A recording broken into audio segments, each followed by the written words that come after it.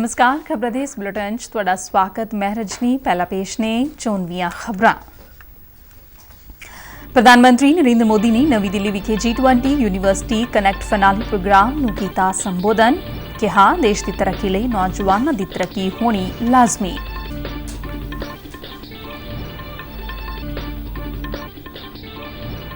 ਉੱਤਰੀ zonal council ਦੀ ਅੰਮ੍ਰਿਤਸਰ ਵਿੱਚ ਹੋਈ ਬੈਠਕ ਦੌਰਾਨ ਗ੍ਰਹਿ ਮੰਤਰੀ ਅਮਿਤ ਸ਼ਾਹ ਵੱਲੋਂ ਮੈਂਬਰ ਸੂਬਿਆਂ ਨੂੰ ਆਪਸੀ ਸਹਿਮਤੀ ਨਾਲ ਮਸਲਿਆਂ ਦਾ ਹੱਲ ਕਰਨ ਦੀ ਅਪੀਲ। ਪੰਜਾਬ ਦੀਆਂ ਕੌਮਾਂਤਰੀ ਸਰਹੱਦਾਂ ਤੇ ਜਲਦ ਹੀ ਤੈਨਾਤ ਕੀਤੇ ਜਾਣਗੇ ਐਂਟੀ ਡਰੋਨ ਸਿਸਟਮ। ਕੇਂਦਰੀ ਸਿਹਤ ਮੰਤਰੀ ਮਨਸੁਖ ਮਾਂਡਵੀਆ ਨੇ ਕਿਹਾ ਕਿ ਭਾਰਤ ਨੂੰ ਵਿਕਸਿਤ ਰਾਸ਼ਟਰ ਬਣਾਉਣ ਵਿੱਚ ਆਯੁਸ਼ਮਾਨ ਭਾਰਤ ਯੋਜਨਾ ਦੀ ਅਹਿਮ ਭੂਮਿਕਾ। ਨਹਿਰੂ ਯੁਵਾ ਕੇਂਦਰ ਫਿਰੋਜ਼ਪੁਰ ਵੱਲੋਂ ਜ਼ੀਰਾ ਬਲਾਕ ਦੇ ਪਿੰਡਾਂ ਵਿੱਚ ਕੱਢੀ ਗਈ ਅੰਮ੍ਰਿਤ ਕਲਸ਼ ਯਾਤਰਾ।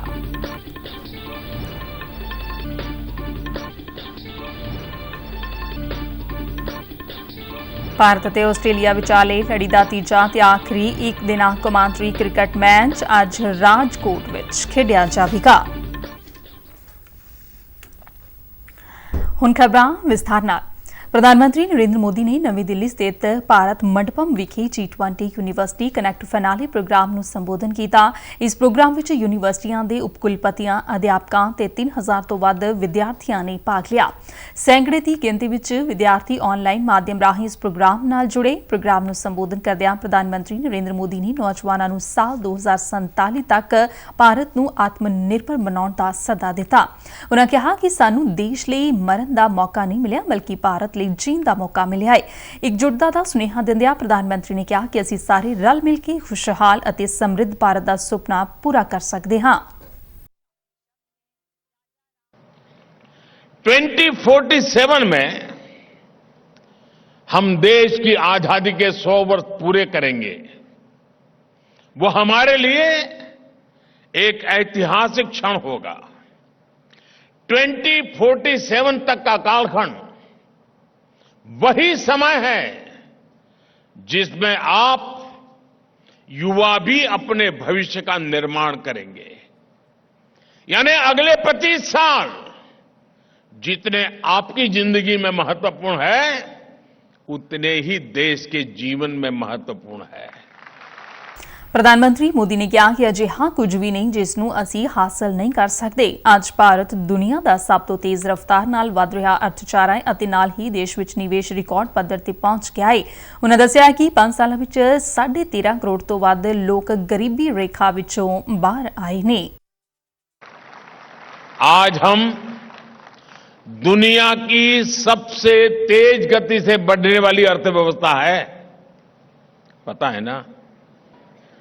मालूम है, आज भारत पर दुनिया का भरोसा बुलंद है। भारत में निवेश रिकॉर्ड स्तर पर पहुंच गया है। सिर्फ 5 वर्षों में 13.5 करोड़ से ज्यादा लोग गरीबी से बाहर आए हैं। ਨੌਜਵਾਨਾਂ ਨੂੰ ਸੰਬੋਧਨ ਕਰਦਿਆਂ ਪ੍ਰਧਾਨ ਮੰਤਰੀ ਨੇ ਕਿਹਾ ਕਿ ਅੱਜ ਦਾ ਦੌਰ ਯੁਵਾ ਸ਼ਕਤੀ ਲਈ ਮੌਕਿਆਂ ਦਾ ਦੌਰ ਹੈ ਅਤੇ ਭਾਰਤ ਵਿੱਚ ਅਜਿਹੇ ਮੌਕੇ ਲਗਾਤਾਰ ਵਧ ਰਹੇ ਨੇ। ਪ੍ਰਧਾਨ ਮੰਤਰੀ ਨੇ ਕਿਹਾ ਕਿ 2047 ਤੱਕ ਭਾਰਤ ਨੂੰ ਵਿਕਸਿਤ ਦੇਸ਼ ਬਣਨ ਤੋਂ ਕੋਈ ਵੀ ਤਾਕਤ ਨਹੀਂ ਰੋਕ ਸਕਦੀ। ਉਨ੍ਹਾਂ ਕਿਹਾ ਕਿ ਦੁਨੀਆ ਦੀ ਤਰੱਕੀ ਲਈ ਭਾਰਤ ਅਤੇ ਭਾਰਤ ਦੀ ਤਰੱਕੀ ਲਈ ਨੌਜਵਾਨਾਂ ਦੀ ਤਰੱਕੀ ਹੋਣੀ ਲਾਜ਼ਮੀ ਹੈ। ਕੇਂਦਰੀ ਗ੍ਰਹਿ ਮੰਤਰੀ ਅਮਿਤ ਸ਼ਾਹ ਦੀ ਪ੍ਰਧਾਨਗੀ ਹੇਠ ਕੱਲ੍ਹ ਅੰਮ੍ਰਿਤਸਰ ਵਿਖੇ ਉੱਤਰੀ ਜ਼ੋਨਲ ਕੌਂਸਲ ਦੀ ਬੈਠਕ ਹੋਈ। ਬੈਠਕ ਦੌਰਾਨ ਦੇਸ਼ ਦੇ ਉੱਤਰੀ ਸੂਬਿਆਂ ਦੇ ਸੰਬੰਧਿਤ ਮਸਲਿਆਂ ਨੂੰ ਵਿਚਾਰਿਆ ਗਿਆ। ਕੌਂਸਲ ਦੀ 31ਵੀਂ ਬੈਠਕ ਦੌਰਾਨ ਮੈਂਬਰ ਸੂਬਿਆਂ ਤੇ ਕੇਂਦਰ ਸ਼ਾਸਿਤ ਪ੍ਰਦੇਸ਼ਾਂ ਦੇ ਮੁੱਖ ਮੰਤਰੀਆਂ ਅਤੇ ਪ੍ਰਸ਼ਾਸਕਾਂ ਨੇ ਵੱਖ-ਵੱਖ ਮੁੱਦਿਆਂ ਨੂੰ ਕੇਂਦਰੀ ਗ੍ਰਹਿ ਮੰਤਰੀ ਅਮਿਤ ਸ਼ਾਹ ਕੋਲ ਰੱਖਿਆ। ਕੇਂਦਰੀ ਗ੍ਰਹਿ ਮੰਤਰੀ ਅਮਿਤ ਸ਼ਾਹ ਨੇ ਕਿਹਾ ਕਿ ਪ੍ਰਧਾਨ ਮੰਤਰੀ ਨਰਿੰਦਰ ਮੋਦੀ ਦੀ ਅਗਵਾਈ ਵਿੱਚ ਜ਼ੋਨਲ ਕੌਂਸਲਾਂ ਸਲਾਹਕਾਰ ਇਕਾਈਆਂ ਵਜੋਂ ਉੱਭਰ ਕੇ ਸਾਹਮਣੇ ਆਈਆਂ ਨੇ ਅਤੇ ਕੱਲ੍ਹ ਹੋਈ ਉੱਤਰੀ ਖੇਤਰ ਦੀ ਬੈਠਕ ਦੌਰਾਨ ਕੌਮੀ ਸੁਰੱਖਿਆ ਅਤੇ ਦੇਸ਼ ਦੀ ਆਰਥਿਕਤਾ ਨਾਲ ਜੁੜੇ ਮੁੱਦਿਆਂ ਤੇ ਵਿਚਾਰ ਵਟਾਂਦਰਾ ਕੀਤਾ ਗਿਆ। ਉਨ੍ਹਾਂ ਕਿਹਾ ਕਿ ਸਰਕਾਰ ਖੇਤੀ ਦੀ ਸੁਰੱਖਿਆ ਤੇ ਵਿਕਾਸ ਲਈ ਵਚਨਬੱਧ ਹੈ। ਕੇਂਦਰੀ ਮੰਤਰੀ ਨੇ ਦੱਸਿਆ ਕਿ ਸਾਡੇ ਚੌਕਸ ਸੁਰੱਖਿਆ ਬਲਾਂ ਨੇ ਖੇਤਰ ਵਿੱਚ ਨਸ਼ਾ ਤਸਕਰੀ ਅਤੇ ਅੱਤਵਾਦ ਦੀਆਂ ਕਈ ਕੋਸ਼ਿਸ਼ਾਂ ਨੂੰ ਨਾਕਾਮ ਕੀਤਾ। ਉਨ੍ਹਾਂ ਕਿਹਾ ਕਿ ਉੱਤਰੀ ਖੇਤਰ ਦੀ ਸੁਰੱਖਿਆ ਨੂੰ ਹੋਰ ਮਜ਼ਬੂਤ ਬਣਾਉਣ ਲਈ ਪੰਜਾਬ ਦੀਆਂ ਕੌਮਾਂਤਰੀ ਸਰਹੱਦਾਂ ਤੇ ਜਲਦ ਹੀ ਐਂਟੀ ਡਰੋਨ ਸਿਸਟਮ ਤੈਨਾਤ ਕੀਤੇ ਜਾਣਗੇ। ਮੀਟਿੰਗ ਦੇ ਹੋਰਨਾਂ ਪਹਿਲੂਆਂ ਬਾਰੇ ਜਾਣਕਾਰੀ ਦਿੰਦਿਆਂ ਅਮਿਤ ਸ਼ਾਹ ਨੇ ਕਿਹਾ ਕਿ ਜ਼ੋਨਲ ਕੌਂਸਲ ਦੇ ਸਾਰੇ ਮੈਂਬਰਾਂ ਨੂੰ ਆਪਣੀ ਜਲ ਵਿਵਾਦ ਖੁੱਲ੍ਹੇ ਦਿਲ ਨਾਲ ਹੱਲ ਕਰਨ ਦੀ ਅਪੀਲ ਕੀਤੀ ਗਈ। ਉਨ੍ਹਾਂ ਦੱਸਿਆ ਕਿ ਮੈਂਬਰ ਸੂਬਿਆਂ ਨੂੰ ਸਹਿਕਾਰਤਾ ਲੈਣ ਨੂੰ ਮਜ਼ਬੂਤ ਬਣਾਉਣ ਤੇ ਸਕੂਲਾਂ ਵਿੱਚ ਬੱਚਿਆਂ ਦੇ ਡ੍ਰੌਪ ਆਊਟ ਦਰ ਨੂੰ ਘੱਟ ਕਰਨ ਬਾਰੇ ਗੱਲਬਾਤ ਕੀਤੀ ਗਈ। ਭਾਰਤੀ ਜਨਤਾ ਪਾਰਟੀ ਦੀ ਪੰਜਾਬੀ ਇਕਾਈ ਦੇ ਅਹੁਦੇਦਾਰਾਂ ਵੱਲੋਂ ਅੰਮ੍ਰਿਤਸਰ ਵਿਖੇ ਕੇਂਦਰੀ ਗ੍ਰਹਿ ਮੰਤਰੀ ਅਮਿਤ ਸ਼ਾਹ ਨਾਲ ਮੁਲਾਕਾਤ ਕੀਤੀ ਗਈ। ਪਾਰਟੀ ਦੇ ਸੂਬਾ ਪ੍ਰਧਾਨ ਸੁਨੀਲ ਜਾਖੜ ਦੀ ਅਗਵਾਈ ਵਿੱਚ ਪਾਰਟੀ ਦੇ ਹੋਰਨਾਂ ਆਗੂਆਂ ਨੇ ਸੂਬੇ ਦੇ ਸਿਆਸਤ ਅਤੇ ਮੌਜੂਦਾ ਹਾਲਾਤ ਨੂੰ ਲੈ ਕੇ ਗ੍ਰਹਿ ਮੰਤਰੀ ਨਾਲ ਗੱਲਬਾਤ ਕੀਤੀ। ਬੈਠਕ ਵਿੱਚ ਭਾਰਤੀ ਜਨਤਾ ਪਾਰਟੀ ਦੇ ਕੌਮੀ ਜਨਰਲ ਸਕੱਤਰ ਤਰੁਣ ਚੁਗ, ਸੀਨੀਅਰ ਆਗੂ ਸ਼ਵੇਤ ਮਲਿਕ, ਰਾਜਿੰਦਰ ਮੋਹਨ ਸਿੰਘ ਚੀਨਾ ਤੇ ਰਾਜਕੁਮਾਰ ਵੇਰਕਾ ਮੌਜੂਦ ਰਹੇ। केंद्रीय सेहत ही परिवार भलाई मंत्री मनसुख मांडविया ने कहा कि आयुष्मान भारत प्रधानमंत्री जन आरोग्य योजना भारत ਨੂੰ 2047 तक विकसित राष्ट्र बनाਉਣ ਵਿੱਚ ਅਹਿਮ ਭੂਮਿਕਾ ਨਿਭਾ ਰਹੀ ਹੈ। ਨਵੀਂ ਦਿੱਲੀ ਵਿੱਚ ਆਰੋਗਿਆ ਮੰਥਨ 2023 ਦੇ ਸਮਾਪਤੀ ਸੈਸ਼ਨ ਨੂੰ ਸੰਬੋਧਨ ਕਰਦਿਆਂ ਸਿਹਤ ਮੰਤਰੀ ਨੇ ਕਿਹਾ ਕਿ ਸਰਕਾਰ ਯੋਜਨਾ ਦੇ ਤਹਿਤ ਸਿਹਤ ਸੇਵਾਵਾਂ ਨੂੰ ਦੇਸ਼ ਦੇ ਹਰ ਵਿਅਕਤੀ ਲਈ ਪਹੁੰਚਯੋਗ ਅਤੇ ਕਿਫਾਇਤੀ ਬਣਾਉਣ ਤੇ ਕੰਮ ਕਰ ਰਹੀ ਹੈ।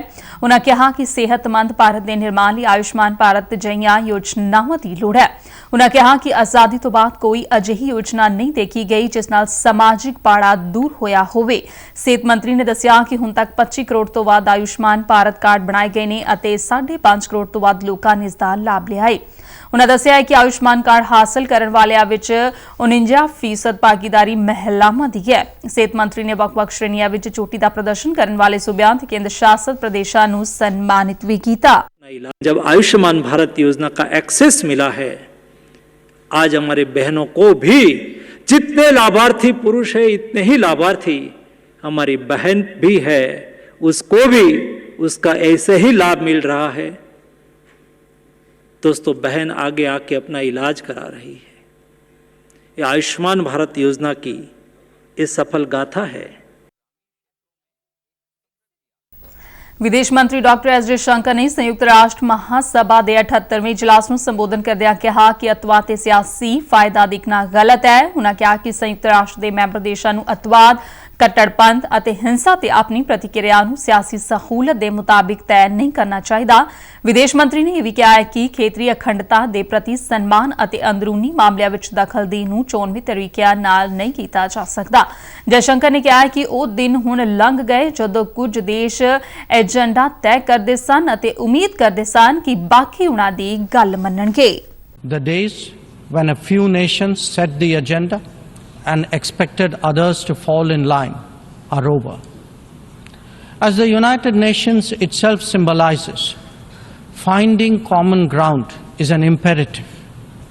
To listen to others and to respect their viewpoints, this is not weakness, it is the basics of cooperation. Only then can collective efforts on global issues be successful. ਭਾਰਤੀ ਬੀਜ ਖੇਤਰ ਵਿੱਚ ਨਿਯਮ ਅਤੇ ਪ੍ਰਸ਼ਾਸਨ ਮੁੱਦੇ ਤੇ 2 ਰੋਜ਼ਾ ਕੌਮੀ ਸੈਮੀਨਾਰ ਕੱਲ੍ਹ ਨਵੀਂ ਦਿੱਲੀ ਵਿਖੇ ਸ਼ੁਰੂ ਹੋਇਆ। ਸੈਮੀਨਾਰ ਨੂੰ ਸੰਬੋਧਨ ਕਰਦਿਆਂ ਭਾਰਤੀ ਖੇਤੀ ਖੋਜ ਪਰਿਸ਼ਦ ਦੇ ਡਾਇਰੈਕਟਰ ਜਨਰਲ ਡਾਕਟਰ ਹਿਮਾਂਸ਼ੂ ਪਾਠਕ ਨੇ ਕਿਹਾ ਕਿ ਵੱਖ-ਵੱਖ ਫਸਲਾਂ ਦੀਆਂ 2200 ਤੋਂ ਵੱਧ ਕਿਸਮਾਂ ਨੇ ਅਤੇ 1800 ਤੋਂ ਵੱਧ ਜਲਵਾਯੂ ਅਨੁਕੂਲ ਕਿਸਮਾਂ ਨੇ। ਉਨ੍ਹਾਂ ਕਿਹਾ ਕਿ ਦੇਸ਼ ਦੇ ਬੀਜ ਖੇਤਰ ਨੂੰ ਜੀਵੰਤ ਹੋਣਾ ਚਾਹੀਦਾ ਹੈ ਅਤੇ ਇਸ ਖੇਤਰ ਦਾ ਫਲ ਹਰ ਕਿਸੇ ਤੱਕ ਪਹੁੰਚਣਾ ਚਾਹੀਦਾ ਹੈ। ਸੈਮੀਨਾਰ ਨੂੰ ਕਈ ਹੋਰਨਾਂ ਕੌਮਾਂਤਰੀ ਤੇ ਕੌਮੀ ਬੁਲਾਰਿਆਂ ਨੇ ਸੰਬੋਧਨ ਕੀਤਾ ਤੇ ਜਲਵਾਯੂ ਅਨੁਕੂਲ ਸੁਧਰੀਆਂ ਹੋਈਆਂ ਕਿਸਮਾਂ ਦੀ ਸਪੁਰਦਗੀ ਵਿੱਚ ਤਾਲਮੇਲ ਬਣਾਉਣ ਦੀ ਗੱਲ ਆਖੀ। श्रीलंका ने कैनेडा के प्रधानमंत्री जस्टिन ट्रूडो की टिप्पणी ਨੂੰ ਲੈ ਕੇ ਚੱਲ ਰਹੇ ਕੂਟਨੀਤਿਕ ਮਸਲੇ ਵਿੱਚ ਭਾਰਤ ਦਾ ਸਮਰਥਨ ਕੀਤਾ ਹੈ। श्रीलंका ਦੇ ਵਿਦੇਸ਼ ਮੰਤਰੀ MUM ਅਲੀ ਸਾਬਰੀ ਨੇ ਕਿਹਾ ਕਿ ਕੈਨੇਡਾ ਦੇ ਪ੍ਰਧਾਨ ਮੰਤਰੀ ਵੱਲੋਂ ਬਿਨਾਂ ਕਿਸੇ ਠੋਸ ਸਬੂਤ ਦੇ ਇਲਜ਼ਾਮ ਲਗਾਏ ਗਏ ਨੇ। ਸਾਬਰੀ ਨੇ ਵੀ ਕਿਹਾ ਕਿ ਕੁਝ ਅਤਵਾਦੀਆਂ ਨੂੰ ਕੈਨੇਡਾ ਵਿੱਚ ਸੁਰੱਖਿਅਤ ਪਨਾਹਗਾਹ ਵੀ ਮਿਲੀ ਹੋਈ ਹੈ। श्रीलंका ਦੇ ਵਿਦੇਸ਼ ਮੰਤਰੀ ਨੇ ਮੁਸ਼ਕਲ ਦੀ ਘੜੀ ਵਿੱਚ ਭਾਰਤ ਸਰਕਾਰ ਵੱਲੋਂ ਹੋਰਨਾਂ ਦੇਸ਼ਾਂ ਲਈ ਅਪਣਾਈ ਗਈ ਮਦਦ ਦੀ ਪਹੁੰਚ ਦੀ ਵੀ ਸ਼ਲਾਘਾ ਕੀਤੀ। पंजाब राज खुराक कमिशन के मैंबर विजय दत्त ने तरनतारण जिले के बागड़िया ਅਤੇ पखोके पिंडां ਦੇ सरकारी स्कूलों ਤੇ आंगनवाड़ी केंद्रां ਦਾ अचनचेत निरीखण ਕੀਤਾ। इस दौरान उन्होंने मिड डे मील ਅਤੇ ਹੋਰ ਭਲਾਈ ਸਕੀਮਾਂ ਦੇ अमल ਦਾ ਜਾਇਜ਼ਾ ਲਿਆ।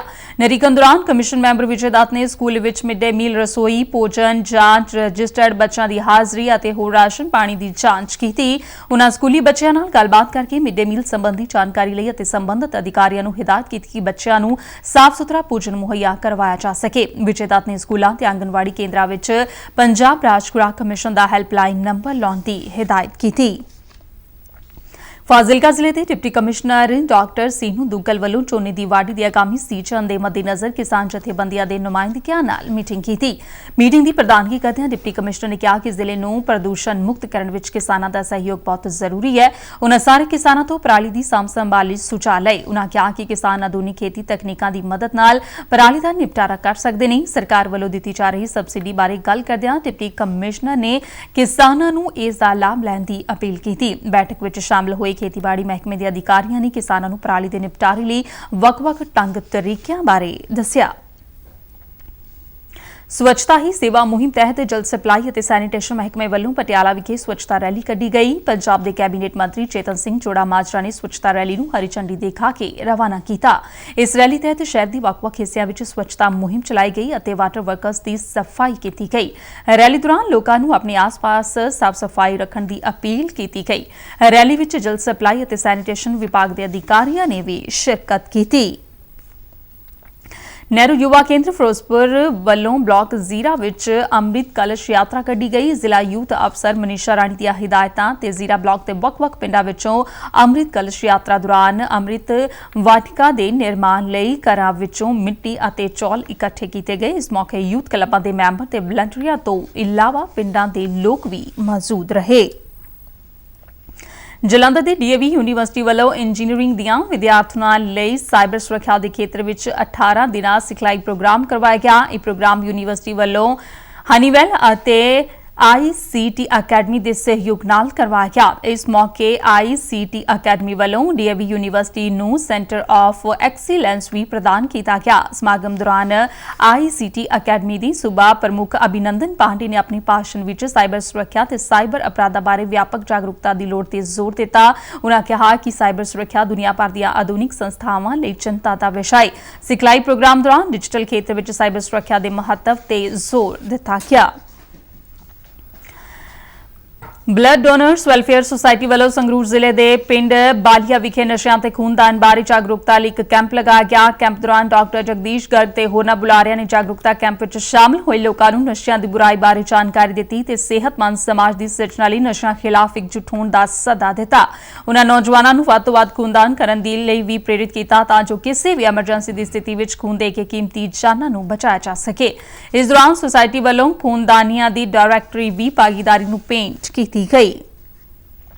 ਪੰਜਾਬ ਪੁਲਿਸ ਦੇ ਕਾਊਂਟਰ ਇੰਟੈਲੀਜੈਂਸ ਵਿੰਗ ਨੇ ਅੰਮ੍ਰਿਤਸਰ ਜ਼ਿਲ੍ਹੇ ਦੇ ਪਿੰਡ ਖੁਰਮਾਨੀਆਂ ਤੋਂ ਇੱਕ ਨਸ਼ਾ ਤਸਕਰ ਨੂੰ 4 ਕਿਲੋਗ੍ਰਾਮ ਹੈਰੋਇਨ ਸਣੇ ਗ੍ਰਿਫਤਾਰ ਕੀਤਾ। ਸੂਬਾ ਪੁਲਿਸ ਮੁਖੀ ਗੌਰਵ ਯਾਦਵ ਨੇ ਟਵੀਟ ਰਾਹੀਂ ਜਾਣਕਾਰੀ ਦਿੰਦਿਆਂ ਦੱਸਿਆ ਕਿ ਪੁਲਿਸ ਵੱਲੋਂ ਇੱਕ ਗੁਪਤ ਸੂਚਨਾ ਦੇ ਆਧਾਰ ਤੇ ਕਾਰਵਾਈ ਕੀਤੀ ਗਈ। ਪੁਲਿਸ ਮੁਤਾਬਿਕ ਸਰਹੱਦੀ ਖੇਤਰ ਵਿੱਚ ਨਸ਼ੀਲੇ ਪਦਾਰਥਾਂ ਦੀ ਤਸਕਰੀ ਦੇ ਨੈਟਵਰਕ ਨੂੰ ਤੋੜਨ ਲਈ ਮਾਮਲੇ ਦੀ ਹੋਰ ਜਾਂਚ ਪੜਤਾਲ ਕੀਤੀ ਜਾ ਰਹੀ ਹੈ। ਪੁਲਿਸ ਵੱਲੋਂ ਨਸ਼ਾ ਰੋਕਥਾਮ ਕਾਨੂੰਨ ਤਹਿਤ ਮਾਮਲਾ ਦਰਜ ਕੀਤਾ ਗਿਆ। ਚੀਨ ਦੇ ਹਾਂਗਜ਼ੋ ਵਿੱਚ ਚੱਲ ਰਹੀਆਂ ਏਸ਼ੀਆਈ ਖੇਡਾਂ ਵਿੱਚ ਭਾਰਤ ਨੇ 41 ਸਾਲਾਂ ਬਾਅਦ ਘੋੜਸਵਾਰੀ ਮੁਕਾਬਲਿਆਂ 'ਚ ਸੋਨੇ ਦਾ ਤਗਮਾ ਜਿੱਤ ਕੇ ਨਵਾਂ ਇਤਿਹਾਸ ਰਚਿਆ ਹੈ।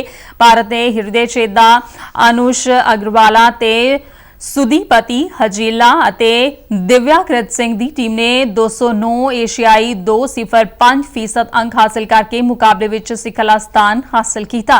ਪ੍ਰਧਾਨ ਮੰਤਰੀ ਨਰਿੰਦਰ ਮੋਦੀ ਨੇ ਭਾਰਤੀ ਖਿਡਾਰੀਆਂ ਦੀ ਇਸ ਪ੍ਰਾਪਤੀ ਤੇ ਉਹਨਾਂ ਨੂੰ ਵਧਾਈ ਦਿੱਤੀ। ਵਧਾਈ ਸੁਨੇਹੇ ਵਿੱਚ ਪ੍ਰਧਾਨ ਮੰਤਰੀ ਨੇ ਕਿਹਾ ਕਿ ਸਾਡੇ ਲਈ ਇਹ ਮਾਣ ਦੀ ਗੱਲ ਹੈ ਕਿ ਭਾਰਤ ਦੀ ਘੋੜਸਵਾਰੀ ਟੀਮ ਨੇ ਕਈ ਦਹਾਕਿਆਂ ਬਾਅਦ ਏਸ਼ੀਆਈ ਖੇਡਾਂ ਵਿੱਚ ਸੋਨ ਤਗਮਾ ਜਿੱਤਿਆ। ਸਾਰੇ ਟੀਮ ਮੈਂਬਰਾਂ ਨੂੰ ਵਧਾਈ ਦਿੰਦਿਆਂ ਉਹਨਾਂ ਕਿਹਾ ਕਿ ਖਿਡਾਰੀਆਂ ਨੇ ਬੇਮਿਸਾਲ ਹੁਨਰ ਅਤੇ ਟੀਮ ਵਰਕ ਦਾ ਪ੍ਰਦਰਸ਼ਨ ਕੀਤਾ ਅਤੇ ਕੌਮਾਂਤਰੀ ਮੰਚ ਤੇ ਦੇਸ਼ ਦਾ ਨਾਮ ਰੌਸ਼ਨ ਕੀਤਾ। ਭਾਰਤ ਅਤੇ ਆਸਟ੍ਰੇਲੀਆ ਵਿਚਾਲੇ ਲੜੀ ਦਾ ਤੀਜਾ ਇੱਕ ਦਿਨਾ ਕੌਮਾਂਤਰੀ ਕ੍ਰਿਕਟ ਮੈਚ ਅੱਜ ਰਾਜਕੋਟ ਵਿੱਚ ਖੇਡਿਆ ਜਾਵੇਗਾ। ਇੱਕ ਦਿਨਾ ਮੈਚਾਂ ਦੀ ਲੜੀ ਦਾ ਤੀਜਾ ਤੇ ਆਖਰੀ ਮੈਚ ਜਿੱਤ ਕੇ ਭਾਰਤੀ ਟੀਮ ਲੜੀ ਨੂੰ 3-0 ਦੇ ਫਰਕ ਨਾਲ ਆਪਣੇ ਨਾਂ ਕਰਨ ਦੀ ਕੋਸ਼ਿਸ਼ ਕਰੇਗੀ। ਇਹ ਮੈਚ ਬਾਅਦ ਦੁਪਹਿਰ 1:30 ਵਜੇ ਸ਼ੁਰੂ ਹੋਵੇਗਾ। ਇੱਕ ਦਿਨਾ ਮੈਚਾਂ ਮਗਰੋਂ ਦੋਹਾਂ ਟੀਮਾਂ ਵਿਚਾਲੇ 5 T20 ਮੈਚ ਖੇਡੇ ਜਾਣਗੇ। ਇਸ ਦੇ ਨਾਲ ਹੀ ਖਬਰਾਂ ਦਾ ਇਹ ਬੁਲੇਟਿਨ ਖਤਮ ਹੋਇਆ। ਦਿਓ ਆਗਿਆ। ਨਮਸਕਾਰ।